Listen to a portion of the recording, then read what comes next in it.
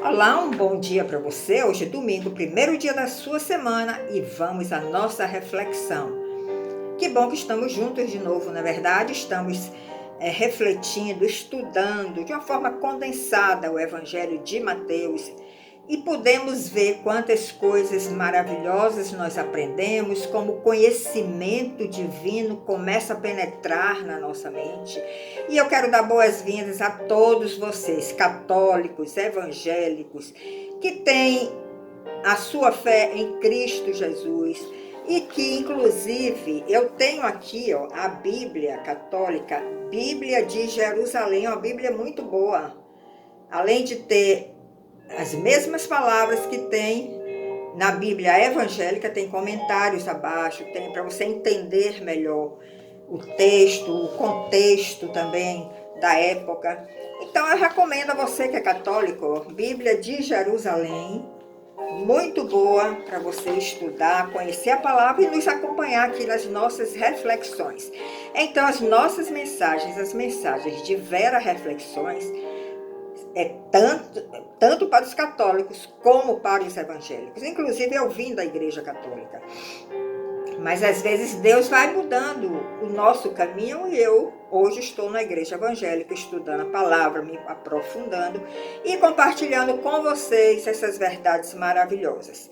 Então vamos dar continuidade ao nosso estudo sobre o Evangelho de Mateus. Se você ainda não viu o primeiro vídeo, vai em YouTube, Vera Reflexões, Espaço Reflexões. Lá está o primeiro vídeo desse estudo, desse um aprofundamento, não digo tão grande porque o tempo é curto, mas que nos dá muita informação, muito conhecimento da palavra e muita revelação também. O importante é a revelação que nós temos da palavra. Então, o primeiro vídeo já está lá no YouTube. Não deixe de assistir e continue nos acompanhando, porque serão vários vídeos sobre este tema. Então, quando nós começamos a estudar a Bíblia, é interessante como nós começamos a perceber essas 4 dimensões que o apóstolo Paulo falou lá em Efésios 3, 16 a 19.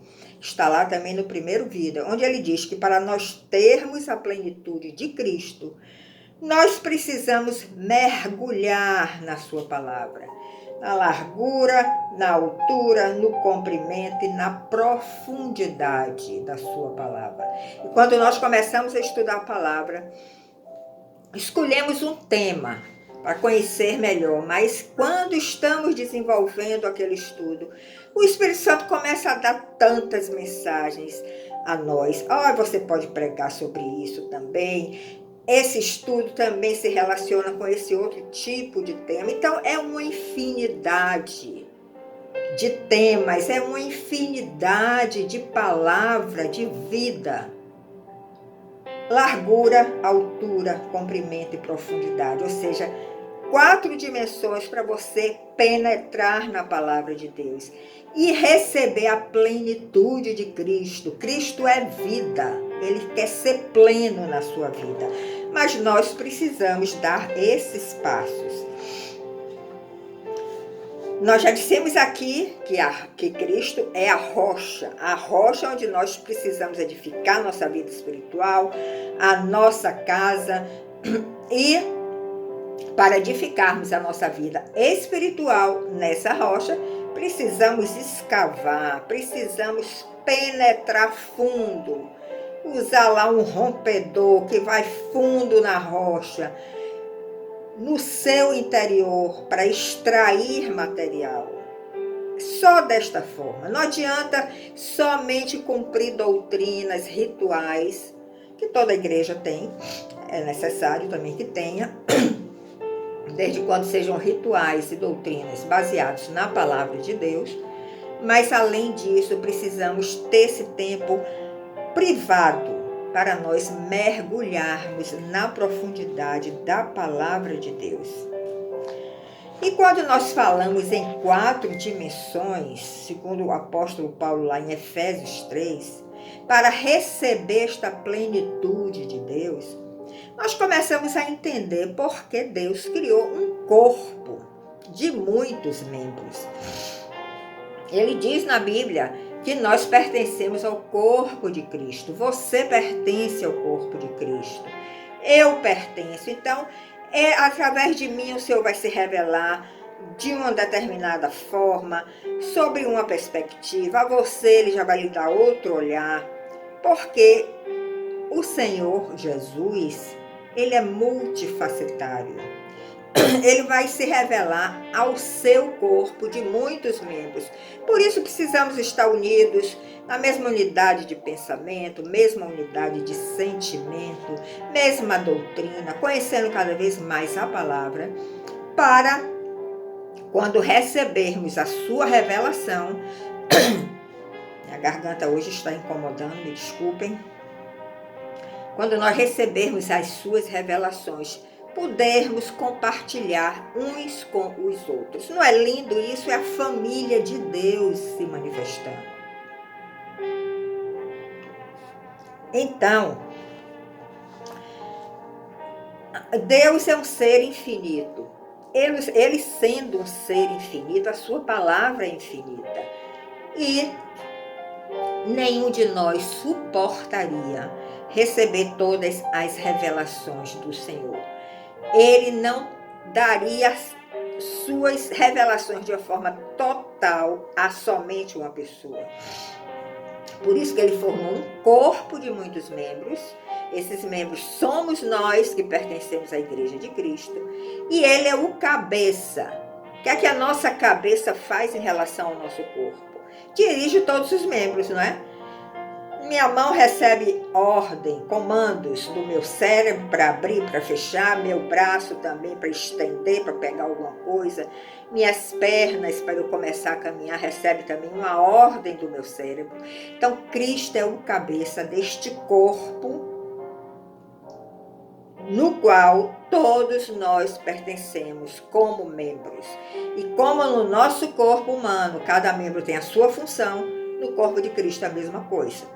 Você vai ter uma função, eu vou ter outra função, ele vai lhe dar um dom, ele vai me dar outro dom, e juntos nós começamos a ver esta plenitude de Cristo. Então eu te animo para que você esteja inserido na igreja, uma igreja que realmente tenha o estudo da palavra, baseado na verdade, e você vai ver que muita coisa vai mudar na sua vida e na sua casa. Então, no vídeo anterior, nós falamos da divisão estrutural do Evangelho de Mateus. Pegue agora sua Bíblia, católicos, pegue sua Bíblia. Bíblia de Jerusalém é uma boa opção. Evangélicos, pegue também a sua Bíblia. Temos várias versões confiáveis. E vamos abrir agora a nossa Bíblia. Vamos juntos. E logo no capítulo 1, como nós já falamos no vídeo anterior, Mateus nos mostra a linhagem real de Jesus Cristo. Ele nos mostra isso através da genealogia que ele vai discorrendo, descrevendo. Ele é filho de Davi, ele é da tribo de Judá, ele é filho de Abraão. Tudo isso nós já falamos no primeiro vídeo. Se você for seguindo o livro de Mateus, você vai ver que após a genealogia, Mateus começa a descrever o nascimento de Jesus. Como é que aconteceu o nascimento de Jesus, a geração de Jesus, o Deus que se fez homem e veio a este mundo da mesma forma que nós viemos.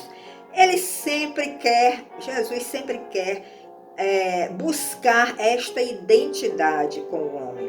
Então ele veio da mesma forma que nós viemos, através de uma mulher. Só que nós vamos ver aí algumas particularidades no nascimento de Jesus. Fica atento. Então Mateus começa a descrever o nascimento de Jesus, fala da perseguição que José e Maria, já depois de Jesus nascido, sofreu pelo rei Herodes, porque ele tinha inveja, ele tinha medo de perder o trono, e disseram a ele que o rei de Israel tinha nascido. Imagine o pânico que ele ficou. Então, com medo de perder a sua posição, o seu trono, ele mandou matar todas as crianças até 2 anos de idade, porque ele não sabia onde Jesus estava. Então Mateus também relata um pouco este evento. Mas José, como era um homem justo, temente a Deus, José resolve fugir para o Egito, dirigido pelo Senhor em sonhos, para se livrar deste homicídio que Herodes estava planejando e que executou e que matou muitas crianças na época. Mas quando o rei Herodes morreu, José, que era muito visitado por Deus através de sonhos, se você ler na sua Bíblia, você vai ver isso, que ele foi visitado por um anjo e em sonho Deus lhe falou. Em todos esses eventos ele foi visitado por Deus em sonhos. Você também pode ser visitado em sonhos. Se coloque diante de Deus, peça uma direção, ele pode lhe visitar, lhe dar uma resposta através de sonhos. Então, quando José estava no Egito com a sua família, ele recebeu de novo uma visitação em sonho, dizendo que ele podia voltar para Israel, porque o rei Herodes já tinha morrido. Mas voltando para aquele ponto inicial, quando Maria ficou grávida de Jesus, vamos entender um pouco como foi que tudo isso aconteceu. A Bíblia nos diz que José e Maria já estavam desposados. O desposório faz parte da cultura judaica. E naquela época, e hoje provavelmente nos judeus ortodoxos, ainda eles mantêm essa cultura, a mulher era dada àquele homem que seria seu futuro esposo. E diante daquele compromisso verbal, eles viviam o desposório. O que é que consiste o desposório? No desposório, a mulher e o homem já se consideram marido e mulher, mas sem ter nenhuma intimidade física, sexual.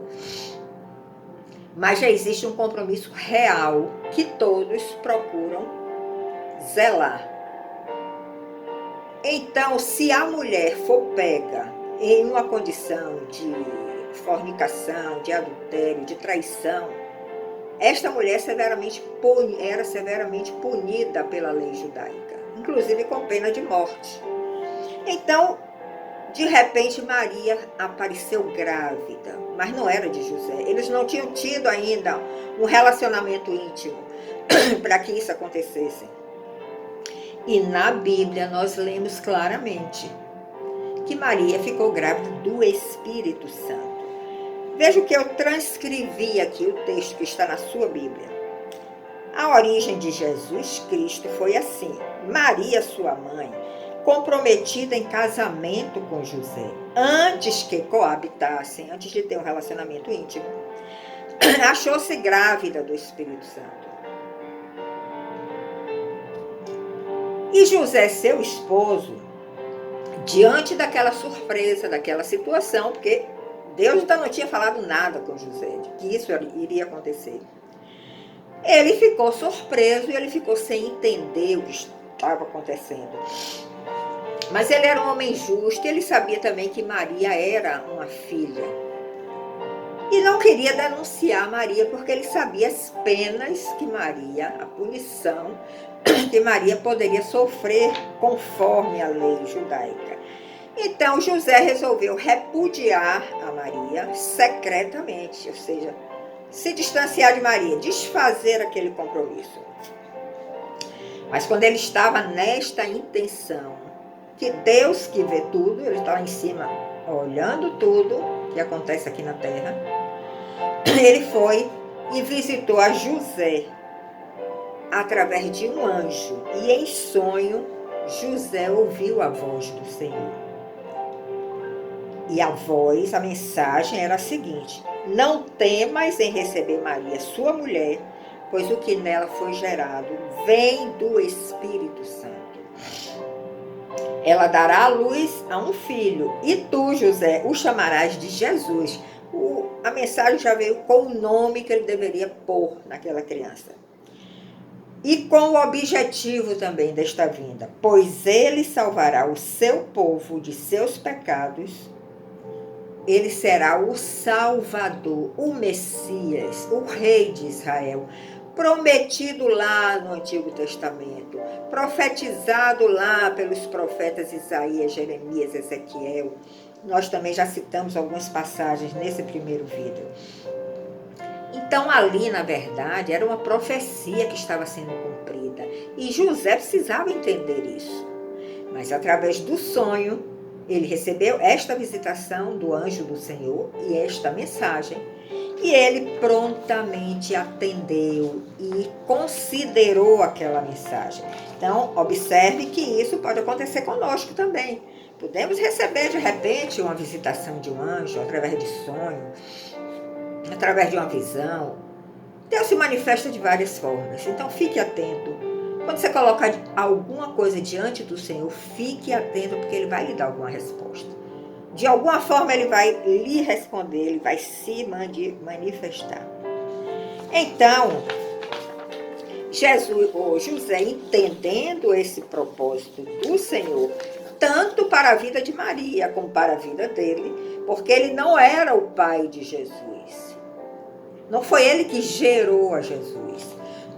Jesus foi gerado pelo Espírito Santo e Maria foi usada, a sua matriz, o seu útero, para receber aquela vida e depois dar a luz ao Filho de Deus. Então, José, nesse contexto todo, ele é o cuidador de Jesus, um pai adotivo, vamos dizer assim. Mas ele não era o pai biológico, porque Jesus foi gerado pelo Espírito Santo, porque Jesus tinha que vir sem qualquer pecado para poder ser considerado o salvador da humanidade. E se viesse através de José, ele receberia essa descendência de pecado que todos nós recebemos e que agora estamos tratando de redimir, com esse encontro que tivemos com Jesus, de sermos limpos, purificados e receber também essa vida em nós. Então, Jesus não poderia vir de jeito nenhum de José, ele teria que vir do Espírito Santo, porque ali, desculpem, ali não existia nenhum pecado. Então, inclusive se você quiser conhecer mais sobre esta lei judaica de punição, quando o desposório é desfeito, é quebrado, você pode consultar Deuteronômio 22, versos 22 a 30 e Números 5, versos 11 a 31. É muito interessante você ler, porque aí você vai ver todo esse aspecto da punição com relação ao desposório, com relação a relações ilícitas no casamento. Então, quando José volta para Israel com sua família, apesar de Herodes já ter morrido, aquele que mandou matar todas as crianças até 2 anos de idade, ele temeu ficar na Judeia, porque ali estava reinando o filho de Herodes, Arquelau. Então, de novo, José recebeu um aviso em sonho para seguir para a Galileia. A Judeia está aqui no meio, a Galileia está mais no norte. Ele recebeu uma visitação com também uma mensagem para ele seguir para a Galileia. E ele foi viver numa cidade chamada Nazaré. Por isso nós chamamos Jesus o Nazareno.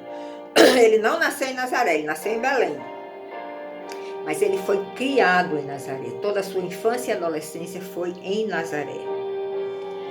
E quando nós vamos olhar no hebraico, eu não conheço hebraico, eu não consulto hebraico, mas eu busco essas informações em pessoas confiáveis que consultam o hebraico, que tem essa prática. E a expressão hebraica traduzida por Nazareno, lá no hebraico, significa desprezível ou desprezado. Então veja, Jesus, o Filho de Deus, o Deus que se fez homem, ele foi viver numa cidade onde tinha este tipo de qualificação. E todos que moravam lá, consequentemente, receberiam também essa adjetivação para si. Então Jesus foi morar numa cidade, foi tido como uma pessoa desprezível. Mas isso também cumpre uma profecia lá do Antigo Testamento. Lá em Isaías ele fala que ele seria desprezado, ele seria humilhado. Então, quando nós vamos fazendo as correlações das profecias sobre Jesus com o Novo Testamento, nós vemos como tudo se cumpriu. Então, pensando de uma forma lógica e humana, nós podemos dizer que Nazaré, diante da nossa perspectiva humana, seria o lugar mais improvável para o surgimento ou residência do Messias. O Messias, o enviado do Pai, o ungido do Pai, o rei de Israel, o libertador do povo. Deveria nascer num palácio, né? Numa cidade que tivesse uma pompa, como Jerusalém, por exemplo. Uma cidade reconhecida, né, pelos sacerdotes, pelos escribas, mas não, o Pai dirigiu a vida de Jesus desta forma. Ele foi morar em Nazaré, um lugar que era desprezado, ele era tido como Jesus o Nazareno. E diante disso, nós podemos ver como nós precisamos buscar as revelações do Senhor diante da sua palavra. Porque a lógica de Deus é diferente da lógica do homem. Deus pensa muitas vezes, ou na maioria das vezes, diferente de nós. Então precisamos mudar, fazer uma rotação na nossa mente. E é interessante que Natanael, que também era um judeu, um israelita, que Jesus disse, eis o israelita onde não há falsidade, ou seja, ele tinha um caráter justo. Mas ele se deixou também levar por este engano. Quando Filipe e outros que estavam com Filipe identificaram que Jesus era o Messias e foram contar para Natanael, encontramos o Messias, porque Jesus começou a se revelar a um, a outro, a Pedro, a André e ao próprio João Batista, porque batizou ele no Rio Jordão, e já apontou ele, este é o Cordeiro de Deus que tira o pecado do mundo. Quando Filipe e outros que estavam com Filipe receberam esta revelação de que Jesus era o Messias tão esperado, era o rei tão esperado, e foram contar a Natanael, que também era um israelita de caráter justo. A primeira pergunta que Natanael fez a Filipe é: e pode vir alguma coisa boa de Nazaré? Veja o conceito e o preconceito que as pessoas tinham desta cidade. Filipe não dá nem para acreditar que o Messias veio de Nazaré, uma cidade tão desprezível, tão ignorada por todos, tão desqualificada. Será que pode vir alguma coisa boa de Nazaré? E a resposta de Filipe foi: se você não crê, vem e vede. Isso está escrito na sua Bíblia. Vá lá em João 1, leia de 35 a 51. Porque o Messias, o ungido do Pai, veio de um lugar desprezível. Veio de um lugar onde as pessoas não davam crédito. E a roupagem dele era a roupagem de um carpinteiro. A roupagem dele era a roupagem de uma pessoa simples, de uma família simples, que não tinha posses. A família de José não tinha posses. Com certeza Jesus trabalhava com seu pai na carpintaria. E ninguém estava sabendo que ali estava o Messias, que ali estava o Messias prometido pelo Pai desde a antiguidade.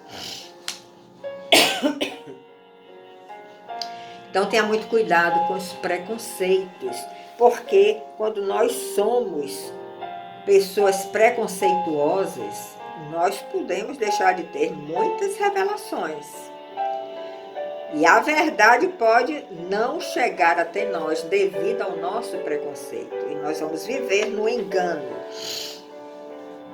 Um filho meu que está nesse ramo empresarial um dia me disse, e no ramo empresarial sabemos que existem muitas lutas, competições, e ele galgou agora uma posição melhor em outra empresa. E ele lembrou de um dito, algo que o treinador de vôlei falou, um treinador também bem conceituado, e que falou essas palavras que eu achei também muito prudentes. E esse treinador disse, ele se lembrou disso: nunca esqueça do modo crise, porque na crise as coisas mudam. Quem está em cima vem para baixo, quem está embaixo às vezes sobe, porque as circunstâncias mudam. Então nunca esqueça do modo crise.